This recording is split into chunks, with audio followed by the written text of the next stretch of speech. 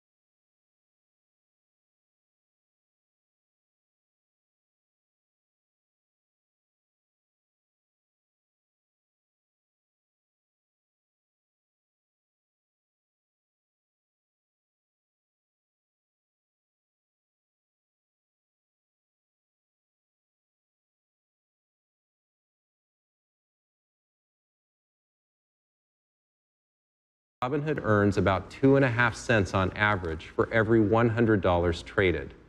There is significant political and regulatory interest. Robinhood earns about 2.5 cents on average for every $100 traded. For several decades. There is significant political and regulatory interest. Robinhood earns about 2.5 cents on average for every $100 traded. Several decades. There is significant political and regulatory interest. Robinhood earns about 2.5 cents on average for every $100 traded. Several decades. There is significant political and regulatory interest. Robinhood earns about 2.5 cents on average for every $100 traded. Several decades. There is significant political and regulatory interest. Earns about 2.5 cents on average for every $100. We've structured our payments to be standardized between our market makers. Payment for order flow does not influence our routing logic. We route orders among our market makers based on where customers are expected to get the best price. We think payment for order flow is a better deal for customers than the old commission structure. It allows smaller orders to be just as cost-effective as larger ones. In any event, if a ban or other limitations on it were to be imposed, we believe that Robinhood and the industry will adapt and will explore other revenue sources. For example, some of our competitors internalize their order flow, meaning that they fill their orders using their own inventory, earning trading spread themselves consistent with best execution, rather than directing the order flow to third-party market makers. This is a debated topic, and there are smart and sincere people focusing on it. We understand this is an important question to answer as you evaluate our business, so hopefully this extra context is helpful. Let's discuss our growth and profitability. In 2020, we were profitable on a GAAP, EBITDA, and adjusted EBITDA basis. We had $150 million in adjusted EBITDA, a 16% margin. GAAP net income was $7 million. The reconciling items between EBITDA and adjusted EBITDA are straightforward. We exclude stock-based compensation, the mark-to-market on our convertible notes, and amounts for legal and regulatory settlements. We had a very strong Q1, record revenues of $522 million, and adjusted EBITDA of $115 million, a 22% margin. For Q2, our initial flash results indicate continued strong performance. Net cumulative funded accounts grew by another 4.5 million to 22.5 million, a 130% increase year over year. Monthly active users continued to track closely to our net funded accounts, reaching 21.3 million. Assets under custody surpassed the $100 billion mark, reaching $102 billion, a 205% increase year over year. This translated into strong financial performance, with record revenues in the range of $546 million to $574 million, and adjusted EBITDA of between $59 million and $103 million. As Vlad mentioned, we're just getting started. Much of our growth so far comes from our investing in crypto categories. There is also opportunity in other verticals, such as spending, saving, and sending payments. Over the long term, we will expand into more verticals and more countries. Now, let's turn it over to Q&A. Thank you so much, Jason. Hi, everyone. I'm Mary Elizabeth Taylor, and I'll be moderating the Q&A with Vlad and Jason. We've got more than 2,000 questions from everyday people all across the United States, and our team is excited to really answer some of these questions for you right now. So let's jump right into it. First question up. Hello to Mung from Fresno, California. And Mung asks, will you have a customer support phone line? Thanks, Mung. So we actually offer that now. We've made a ton of investment in customer support as our platform has grown. Phone support is definitely one of those areas. In the app, you can request phone support and speak with a registered rep. We now have about 2,700 customer support representatives, more than triple the number that we had back in March of 2020. We also offer 24/7 support via email. Improving customer support will continue to be a core investment area for us. We're planning to double the number of registered reps we have throughout 2021, and we've already opened a number of new offices in places like Chicago, Charlotte, and Denver to help make this happen. Great. All right, on to question number 2. We've got a great question from Mary Lee in California. Mary Lee asks, do we have access to the IPO before it becomes public? And how much do I need to invest to qualify? Okay, I can field that one. Hi, Mary Lee. So we are offering shares through our IPO access product, which lets regular people buy in at the IPO price. For years, most retail customers could only buy into an IPO after it had already started trading, meaning that institutional or high net worth investors would reap more of the benefits in the case that there's an increase in price on the first day of trading. IPO access lets anyone get in at the same time on totally equal footing without any account or investment minimums. We're excited to be using this for our very own IPO and are looking to distribute a large portion of the shares we're selling in our offering to interested customers. We anticipate this will be one of the largest retail allocations ever. Allocations of IPO shares are going to be done using random selection from a pool of individuals who submit a request. Great. All right, on to our third question. Our next is from Yocusta in Fort Worth, Texas, who asks, will Robinhood pay dividends to all of its shareholders, or will dividends be limited to either preferred stock owners or common stock owners exclusively, or will Robinhood not pay any dividends at all? I'll go ahead and take this one. We don't have any plans to pay dividends at this time, which is fairly typical for fast-growing companies. We're really pleased with the growth of our business so far, but there's a lot more to do to achieve our vision. We think that investing our capital to expand our products and services is best for the long-term growth of the business. All right, next up, we've got Waleed from Rhode Island asking, do we have a rough ETA for when Robinhood Crypto will let customers transfer crypto in and out of the app? Given Robinhood's better platform, access to stocks, and lower fees, I'd much rather sell my Bitcoin on Robinhood. All right, well, thank you for that question. What I can tell you is we've been doing a lot of work behind the scenes to provide our crypto customers with the functionality that they've been asking for. So we know you want wallets, we want to introduce new features safely, and there's a lot of items we have to get right from the start. For instance, making sure we get security right is a top priority, particularly as crypto transfers are instant and non-recoverable. We also want to make sure we make the process as intuitive as possible, especially since this might be the first experience with crypto for a large number of our customers. But I'm happy to say we're making a lot of progress on the designs and the systems supporting these features, in addition to making some great key hires. You should at some point expect to see a beta release from us, after which we'll look to share more specifics on the timeline. Great. We've got another great question up from Brooklyn, New York. Michael asks, with so much government focus and criticism of payment for order flow, what is Robinhood's plan of action to continue growing revenue if payment for order flow were to be banned? Thanks for the question. I'll go ahead and take that. We plan to fully engage with regulators and policymakers to ensure they know how important payment for order flow is for retail investors. We think payment for order flow is a better deal for our customers versus the old commission structure. It allows investors to invest smaller amounts without having to worry about the cost of commissions.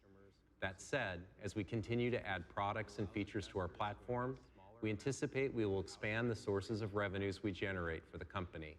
Examples include expanding our securities lending business, investing more into Robinhood Gold, and expanding internationally. Great. All right. Big hello to Brittany J. from Baton Rouge, Louisiana. Brittany asks, how are you mitigating any risk associated with retail investors who have been frustrated with the lockout of certain meme stocks, leaving or avoiding Robinhood? I'll take that. Hi, Brittany. So what I'm focused on is making sure we fix the issues that led to customers being upset. We've grown a lot in the past year. To put it in context, in the first quarter of this year, we added more customers than had joined Robinhood through the end of 2019. The growth has been amazing, but it has led to some real challenges. We're committed to learn from these experiences and help ensure they never happen again. Robinhood's a safety-first company. That means we're prioritizing areas like system reliability, education, and customer support. We'll continue to focus on all of those while also planning to offer more products that help people access our financial system and that serve customers in new ways. Crypto deposits and withdrawals are just one example of that. So if we accomplish all of these things, I think we're going to continue to build trust with our customers. Our next question is from Francis G., whose question is pretty short and sweet. What's your favorite planet? Guessing that's directed at me. Definitely Pluto. No, I'm just kidding. Yeah, I like all of the planets. I'm a bit of an amateur astronomer.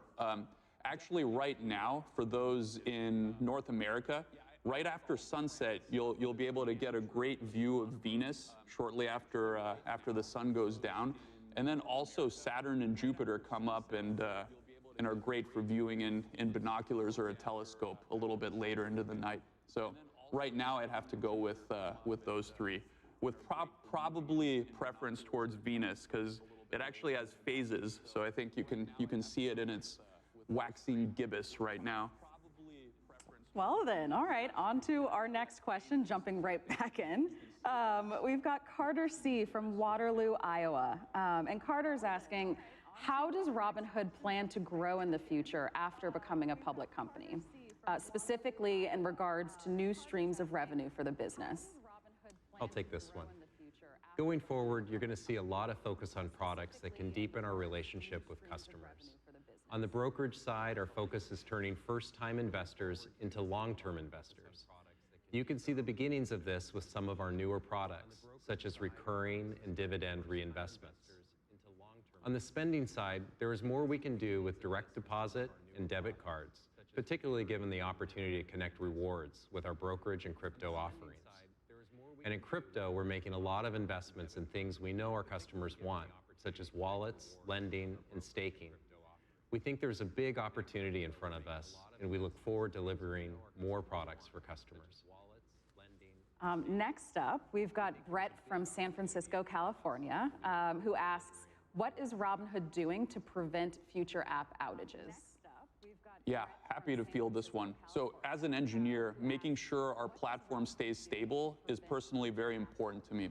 We've had challenges, and I'm proud of how the team has responded. We've invested heavily in stability and scalability. We've hired more engineers. We've built redundancies into our systems. We're better at distributing load on our systems, and we've deployed a risk-based testing system. Those investments are paying off, but we're not done yet. There's always room for improvement. We're continuing to invest and make our systems even more resilient. We've got a great question out of Atlanta, Georgia. George wrote in asking, do we anticipate the globalization of the app for other countries? If someone is in South America, can they trade? Is this in their future? Well, as immigrants and children of immigrants, this one speaks closely to us. So we'd love to see the Robinhood feather all over the world. And we believe that the investments we've made in the past 18 months in our infrastructure have put us in a great position to expand internationally. So most likely, you're not going to see us put up physical offices all over the world, but we want to be in as many app stores as possible. And in some cases, we might offer equities first. In other cases, we might lead with different products, like crypto. But we feel very committed to making Robinhood a global company. Hello to Jose from Alexandria, Virginia. My hometown. Hi, Jose. Jose asks, does Robinhood see itself offering IRA accounts sometime in the near future? In short, yes. We're interested in building more account types, including IRAs and Roth IRAs. We've been hearing that a lot from our customers. And we want to make first-time investors into long-term investors. It's worth noting that we see evidence that the majority of our customers are primarily buy and hold. Our customers are younger, and about half of them are investing for the first time. So retirement isn't necessarily something that a lot of them have been looking for out the gate. But we want to make long-term planning a habitual process for them so that they can be in a better place when they are older than their parents. We've already laid some breadcrumbs for this. Specifically, we offer recurring investments that allow people to regularly put money away for investing purposes. We also have fractional shares, which allow our customers to invest in shares that might have been out of reach for them financially. Both of these together give our customers the tools they need to easily build diversified portfolios the way they want to, with much less hassle. All right, from Charlotte, North Carolina, we've got Austin asking, what other streams of revenue are you currently pursuing that will help offset any cyclical decline in retail trading volumes? Thanks, Austin, for the question. We think retail investing is a trend that's here to stay. If you look at the data, the growth in retail actually started years before we launched. Our contribution has really been to accelerate the process. We already have revenue streams outside of transaction-based category, and even within transaction-based revenue, crypto is different from equities and options. We are also excited about what we'll be able to bring across the rest of our products in the future. To give a few examples, fully paid securities lending. We are looking forward to being able to earn more revenue and share more revenue with our customers. Cash management will add more features to the debit card. And Robinhood Gold, we will build out our offering to go beyond what we've done so far today. Crypto will build wallets and look at new features like lending and interest earning. We're continuing to grow as a public company. We think you'll see added diversification that will continue to balance out our revenues. So I'm getting the sign that we don't have time for more questions, but maybe we can squeeze in another one or two, if that's cool. Let's keep going. All right, cool. All right, next up, we've got one from Cleveland, Ohio, Richard. Richard asks, due to the recent cryptocurrency and Reddit uproar, there seemed to be an immense amount of new, inexperienced users to Robinhood. What are your strategies to continue to engage those new users? Yeah, I'll be happy to field this one. So our focus is on providing great educational tools, which is particularly important for people that are new to investing. So a few examples. We're putting educational tools at our customers' fingertips with our first set of Learn the Basics modules right in the Robinhood app, which launched earlier this year. Also, our Robinhood Snacks newsletter and podcast, which makes financial news digestible, has nearly 32 million subscribers as of the end of Q1. The daily podcast was downloaded nearly 40 million times in 2020. We're proud to have a new generation of investors on Robinhood, and we're focused to give them the tools to be empowered investors over the long term. All right, our last question, a great question from Raul in Tennessee, who asks, how are you planning to grow your profitability? I'll take that question. We think we're in the early innings still. That means we're much more focused on making investments for scale and growth, as well as adding new products, which we're prioritizing over near-term profitability. What I can tell you is that we feel really good about our company's ability to become more profitable over time. We've already achieved meaningful profitability over the last year with $155 million of adjusted EBITDA in 2020. Our cost base is also largely fixed in nature. It's mostly headcount and technology. So as our revenues continue to grow, we expect our margins should expand. All right, well, that wraps up our Q&A. So back to Vlad and Beju for some closing thoughts. Well, thanks, Mary Elizabeth. This is a very special moment, and we're humbled by the large number of customers who are accessing the markets for the first time with Robinhood. We believe in democratizing finance for all, and together we will continue to change Wall Street forever. We appreciate your support for our roadshow. Hope that today our presentation is helpful to you as you consider this investment. Be well. We appreciate your support for our roadshow. Hope that today our presentation is helpful to you as you consider this investment.